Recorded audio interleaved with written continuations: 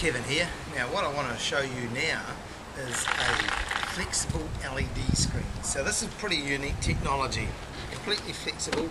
It's a 20mm pitch, same as the pitch behind me. And as you can see, there's a number of connectors around the side here where we're going to connect these onto the screen. Plug in the power, plug in the signal, and pretty much you have a screen that's ready to go. So let me bring you up a little bit closer and show you this pretty straightforward technique.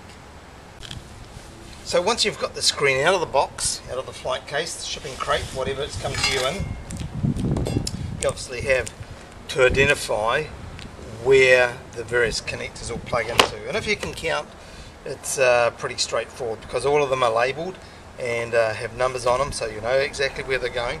Now, just a point I want to draw to your attention, here's one that's come out. Now, this is a panel size, so the screen you saw before, 0.92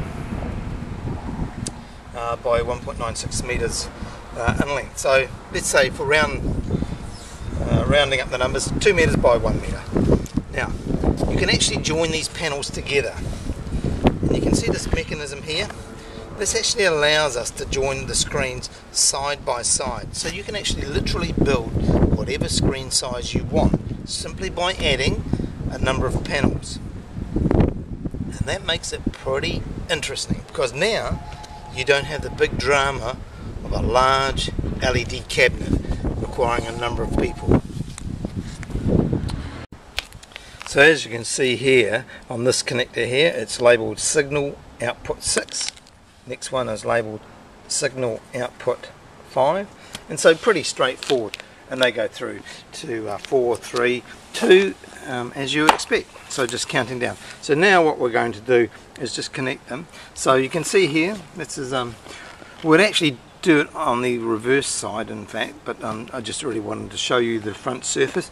So all pretty rugged, and if we can do a bit of a close-up there, you can see each LED is held in on its own, some screw mounts, and each of those LEDs can be replaced by you on site should one fail or get damaged or something like that, but highly unlikely, but they can be easily replaced, so you don't actually need to send the screen back to us for repair. You can actually do it on site if you had the components.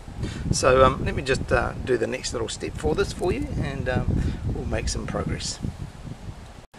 Now, one aspect you should be aware of, or should be made aware of, is on our controller box here we've got 4 signal outputs, and on our screen panel, remembering that this can form part of a larger screen, we need to loop the signal cables through. So again, just making sure that you've got the right set. So I'll do that now. So I'm taking it off here. So let's get the correct order.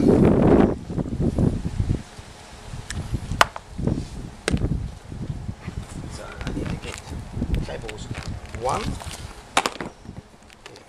Yeah. Okay, so now we're ready. So you'll see on the blue connector there are pins, on the black one there are sockets. So we need to identify one signal out, input 1, signal output 1. So I'm going to screw those in nice and firm. I'm going to do the next one. 2, that's all correct.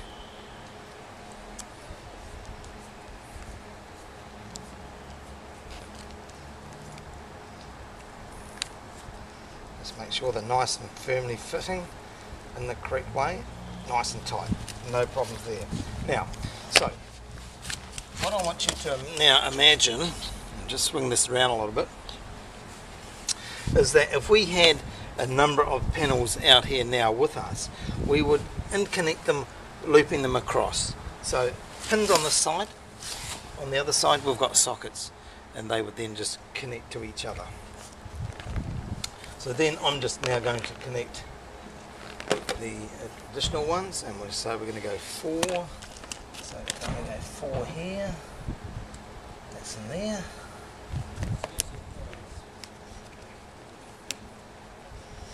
Nice and tight.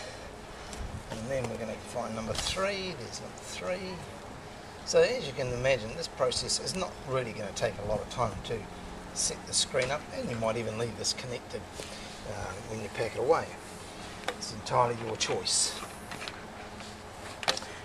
Number 5, and that's this one here.